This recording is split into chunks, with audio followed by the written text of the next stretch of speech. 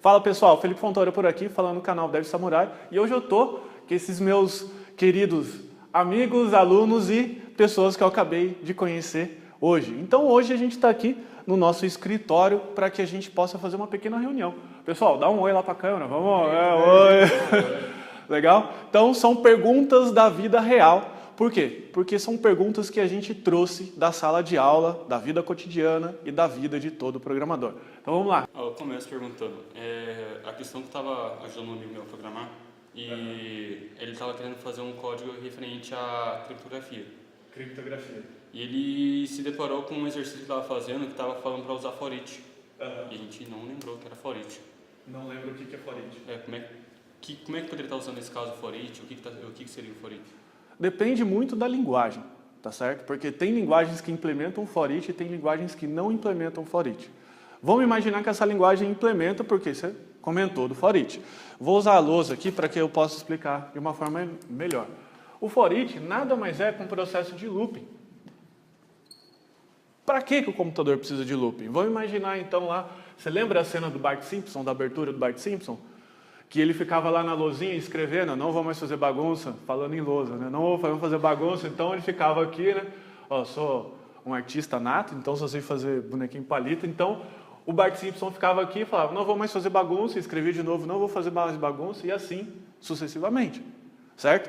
O que ele estava fazendo? Além do castigo, escrevendo e fazendo várias coisas repetidamente, certo? No processo do computador, de computação ou programação, você tem isso. Por quê? Porque muitas vezes você precisa fazer um processo de análise. Vamos transportar esse exemplo aqui do Bart Simpson.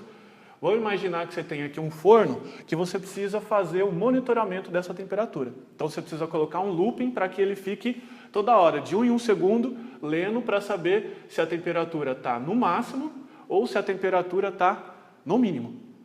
Tá? Por quê? Porque se estiver no mínimo ele liga a chama, se estiver no máximo ele desliga. Certo?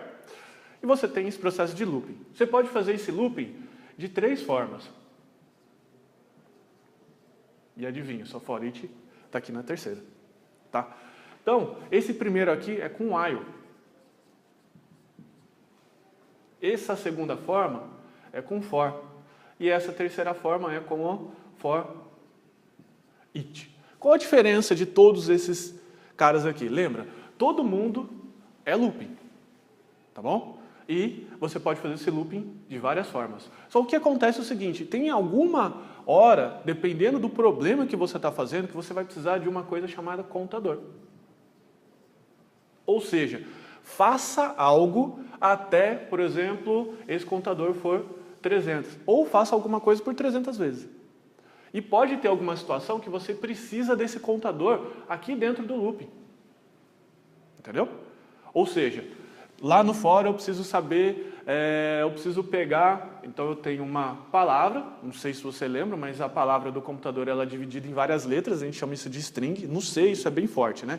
Que é uma cadeia de chars, não é isso? Claro, num C lá de 1960.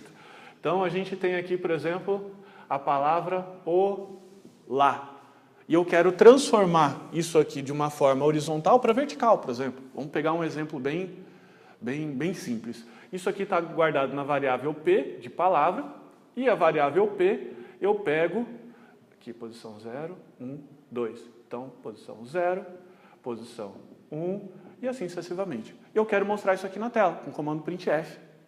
Ok? Então, o que eu faço? Eu faço um laço que vai de 0 até 2, e eu pego esse valor aqui do índice e uso aqui dentro como uma forma de utilitário.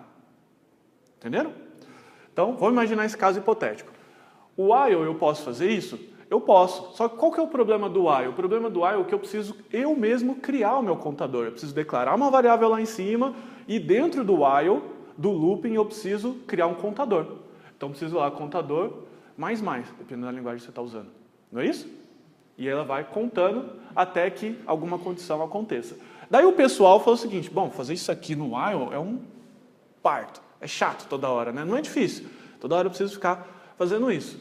Então, eles criaram o for, que é um looping, é um while que controla esse processo de contador para você. Você dá o step inicial, dá o step final e fala quantos passos ele tem que correr nessa escada. Entendeu? Beleza. Só que qual que é o problema do for? O problema do for é que você precisa ficar manipulando, quando você está trabalhando com arrays, manipulando dessa forma. Você precisa colocar aqui, dentro do índice. E se você estiver trabalhando com array toda hora, ou coleções, isso é meio chato. É a mesma coisa do while. Funciona? Funciona, só que não é o ideal. Certo? Qual que é o processo? O que você pode fazer? Então, com for each, você pode fazer assim. Você pode fazer esse processo que vai de 0 a 2, toda essa contagem e verificação, você pode fazer como? De uma forma automatizada com for each. Então, você fala assim para o for each, toma aqui o meu array, B, e cada interação desse for each, você vai devolver na minha variável I, por exemplo, ou na variável B, porque I é de índice, ou na variável B. Entendeu? Então, a cada looping, a cada passada do for each, a sua variável B vai ter uma letra da sua palavra, da variável P. Então, eu digo que o for each é uma evolução do for. Então, ele é um for versão 2.0. Tá bom?